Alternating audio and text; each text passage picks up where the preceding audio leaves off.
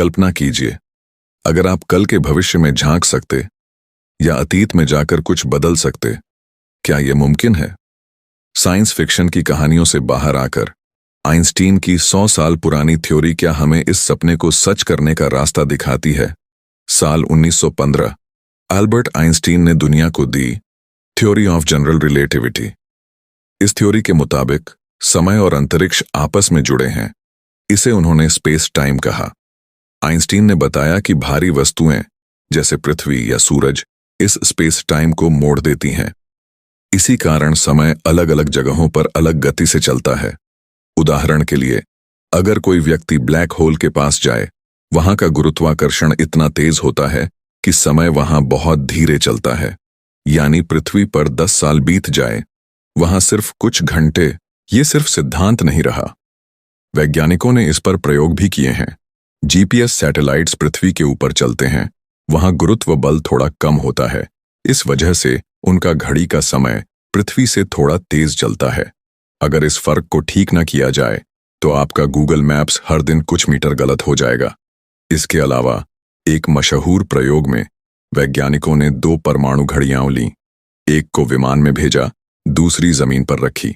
जब विमान वापस आया तो दोनों में समय का अंतर आ चुका था। कुछ मिलीसेकंड का ही सही, लेकिन अंतर था। अगर आप तेजी से चलें, बहुत तेज, लगभग प्रकाश की गति से, तो आप भविष्य में जा सकते हैं। सिद्धांत ये कहता है कि जितनी तेजी से आप चलेंगे, आपके लिए समय उतना धीमा हो जाएगा।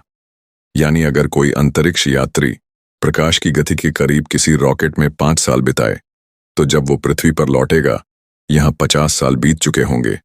इसे टाइम डायलेशन कहते हैं, और ये साइंस फिक्शन नहीं, बल्कि साबित हो चुका विज्ञान है। भविष्य में जाना तो आइंस्टीन की थ्योरी से मुमकिन है, पर अतीत में जाना, यहां चीजें जटिल हो जाती हैं। कुछ वैज्ञानिक थ्योरीज जैसे वर्म होल्स बताती हैं कि ब्रह्मांड में कुछ शॉर्टकट्स हो सकते हैं, जैसे टनल्स जो 2 वक्तों या जगहों को जोड़ते हैं।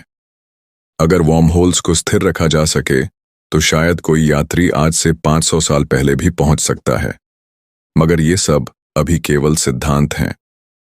वर्म होल्स बनाने या उन्हें स्थिर रखने के लिए हमें नेगेटिव एनर्जी की जरूरत होगी, जिसे हमने अब तक देखा नहीं है। तो क्या टाइम ट्रैवल मुमकिन है? भविष्य में जाना, हाँ, वैज्ञानिक रूप से संभव है। अतीत में जाना अब भी रहस्य है। आइंस्टीन की थ्योरी ने जो दरवाजा खोला, वो विज्ञान और कल्पना के बीच की दूरी को मिटा रहा है।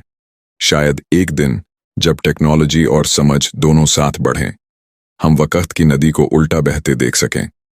तब तक आइंस्टीन की थ्योरी हमें यही सिखाती है, समय एक सीधा रास्ता नहीं है, वो झुकता है, मुड़ता है, और शायद किसी दिन पलट भी जाए।